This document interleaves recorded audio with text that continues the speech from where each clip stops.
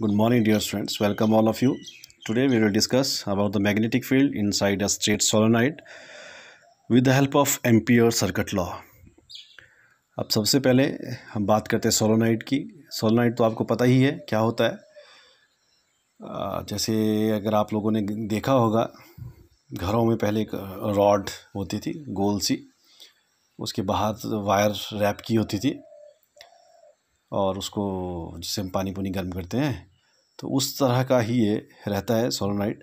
मतलब copper wire rap की होती है क्लोजली, ठीक है, ये हेलिक्स शेप में, उसको हम सोलोनाइड बोलते हैं. क्लियर है? जैसे मैंने यहाँ पे बताया, ठीक है, इस तरह से है ना, ये हेलिकल स्प्रिंग शेप में है. उसके बाद हमने क्या किया, कॉपर वायर रैप की होती है, कॉपर वायर शो कर रहा है. तो उस तरह के कंडीशन में हम निकाल लेंगे कि मैग्नेटिक फील्ड कितनी होती है. ठीक है.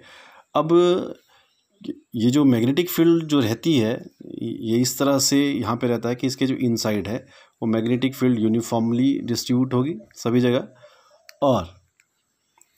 और इसके आउटसाइड में, ये जो सोलोनाइड है इसके बाहर जो मैग्नेटिक फील्ड है वो कितनी होती है, ज़ीरो होती है. क्लियर?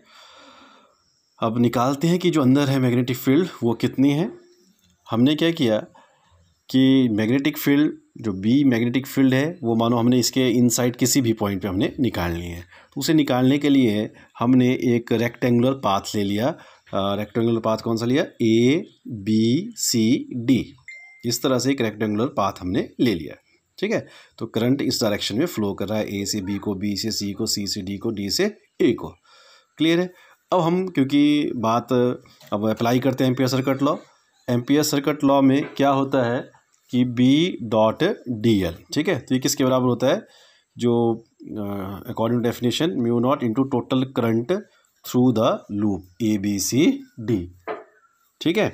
तो जब हम करंट पूरा निकालेंगे पूरे लूप में, ठीक है, इसे निकालेंगे, तो हम क्या करेंगे, पहले ये साइड लीजिए, लेफ्ट हैंड साइड लीजिए, B dot D L close path में ना, इसको खोल दीजिए लूप के साइड के हिसाब से. ठीक है. तो क्या हो गया, ये खोल देना इसको, बी डॉट डी एल. कितने साइड्स हुई इसकी, ए बी सी और सी डी. ठीक है. कितनी साइड्स है, डी ए, 4 साइड्स हुई. तो इस क्लोज को हमने ओपन कर दिया इसके साइड्स के अकॉर्डिंगली. सो बी डॉट डी एल कहाँ से कहाँ तक, ए से लेके बी तक. दूसरा B dot D L B से सी तक, फिर सी से डी तक, और फिर डी से ई तक. क्लियर है? अब इसे क्या करना हमने, अब इसे मैग्नीट्यूड की फॉर्म में लिखिए, डॉट प्रोडक्ट हटा दीजिए, तो कितना बना, B D cos of angle between them. तो यहाँ पे मैग्नेटिक फील्ड भी इसी साइड को है, ये मूव भी इधर को कर रहा है, डायरेक्शन डिस्प्लेसमेंट भी इधर को है. तो जो डी एल और ये both are in a same direction. जब सेम डायरेक्शन में तो एंगल कितना होता है, zero. So B D L cos zero. Clear? अब साइड करें बी से सी की. अब ये क्या है, ये ऊपर को जा रहा है और फील्ड कहाँ को है, इधर को है. तो बी एंड सी, ठीक है, बी से सी, ये क्या हो गया, perpendicular to the field. So मतलब एंगल कितना हो गया, 90 degree. So B D L cos 90 degree. Clear? Plus अब थर्ड साइड आ गई, कहाँ से कहाँ तक आ गया, सी से डी. सी से डी क्या हो गया, आउटसाइड है, तो आउटसाइड में मैग्नेटिक फील्ड क्या होती है, ज़ीरो, इसलिए हमने ये क्या पुट किया, ज़ीरो. क्लियर? और जो फोर्थ है, फिर से फोर्थ साइड कौन सी होगी, डी से लेके ए तक.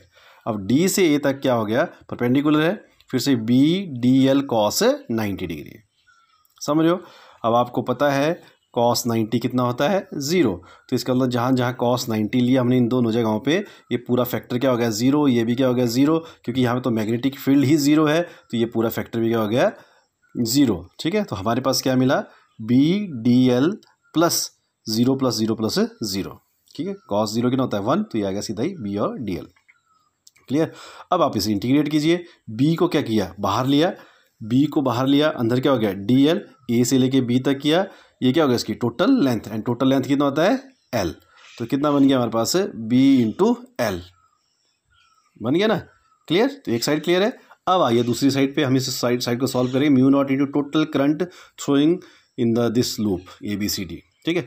अब यहाँ पे क्योंकि नंबर ऑफ टर्न्स बहुत ज़्यादा है, तो हम मान के चलते हैं कि let N be the number of turns per unit length. तो टोटल नंबर ऑफ टर्न क्या हो गए, एन इंटू लेंथ. ठीक है.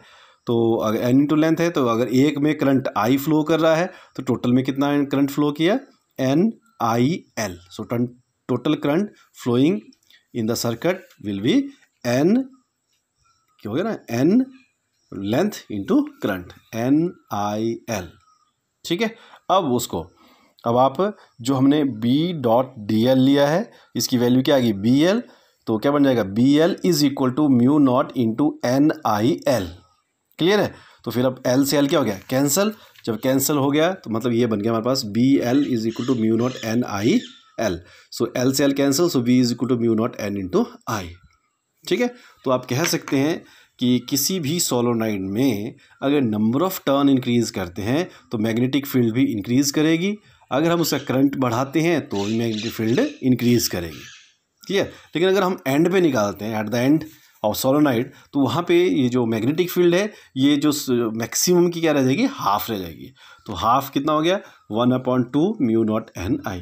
तो ये जो वैल्यूज़ है ये बीच में कहीं पे भी आप ले सकते हो, बीच में इसकी वैल्यू मैक्सिमम रहेगी, लेकिन एंड पॉइंट्स पे इसकी वैल्यू, इस वैल्यू की क्या रह जाएगी, half. So it becomes 1/2 mu naught NI। Clear है, तो ये बात थी हमारे पास सोलोनाइड की। नेक्स्ट है टॉरॉयडल सोलोनाइड्स। अब टॉरॉयडल सोलोनाइड्स में क्या हो, सिर्फ चीज़ वही है, सब कुछ वैसा ही किया है, सिर्फ इसमें जो शेप है, जैसे वो एक हेलिकल्स इसका था, शेप का था, ठीक है, लेंथ वाइज था, रॉड की तरह था।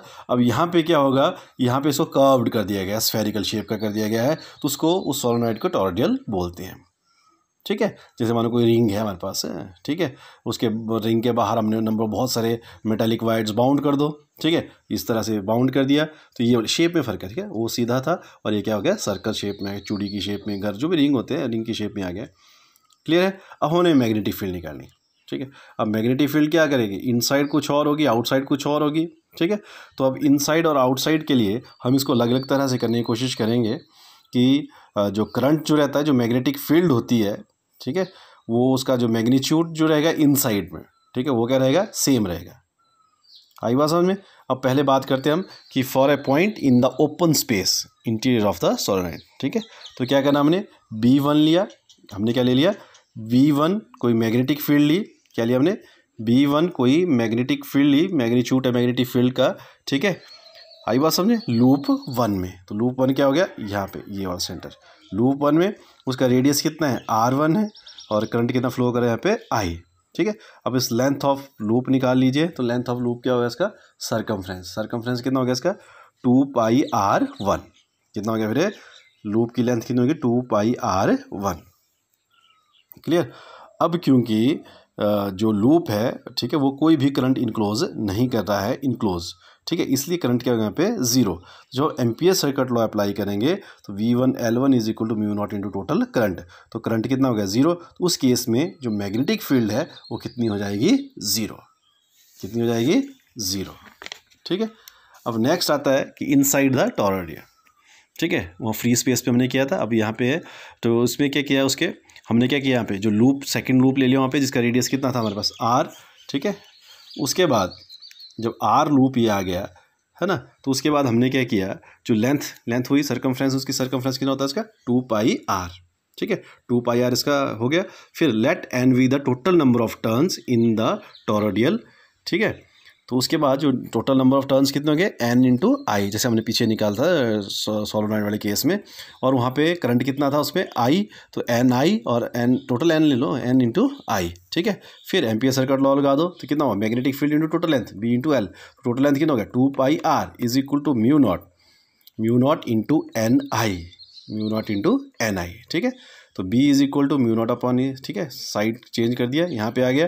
फिर हम इस N की वैल्यू पुट कर सकते हैं, आप ऊपर भी कर सकते थे, ये डिपेंड आप पे करता है कि आप किस तरह से करोगे। तो total number of turns per unit length था, तो कितना हो, लेंथ इंटू नंबर N हम लिया था पहले भी, number of turns per unit length. ठीक है, तो ये टोटल नंबर था, तो उसको इस फॉर्म में लिखना, तो क्या बन गया, 2πr। टोटल लेंथ कितनी है, सरकमफ्रेंस का, सरकमफ्रेंस कितना है उसका, 2πr into N। Clear. So B is equal to mu naught upon, value put करके, so it again becomes B is equal to mu naught NI। Clear है। उसी तरह से जो थर्ड साइड थी, जो आउटसाइड थी, वहाँ पे भी करंट जीरो है, तो उस केस में मैग्नेटिक फील्ड क्या हुई, जीरो। तो मतलब जो टॉरॉयड में जो मैग्नेटिक फील्ड रहेगी वो इनसाइड द टॉरॉयड रही, उसके अंदर के फ्री स्पेस में भी जीरो और उसके आउटसाइड भी जीरो। क्लियर। तो ये था एम्पियर सर्किट लॉ के एप्लीकेशंस भी बोल सकते हैं आप। ठीक है, कि हमने मैग्नेटिक फील्ड निकाली किसके में, सोलोनॉइड पे और टॉरॉइड में। ठीक है, ध्यान से करें, नंबर ऑफ टर्न्स का इम्पैक्ट इस पे पड़ेगा। MCQs के लिए क्वेश्चन आते हैं, if you increase the numbers then what will be its magnetic field, how it varies magnetic field. तो इस रिलेशंस को याद रखें। Okay, thank you very much, have a nice day.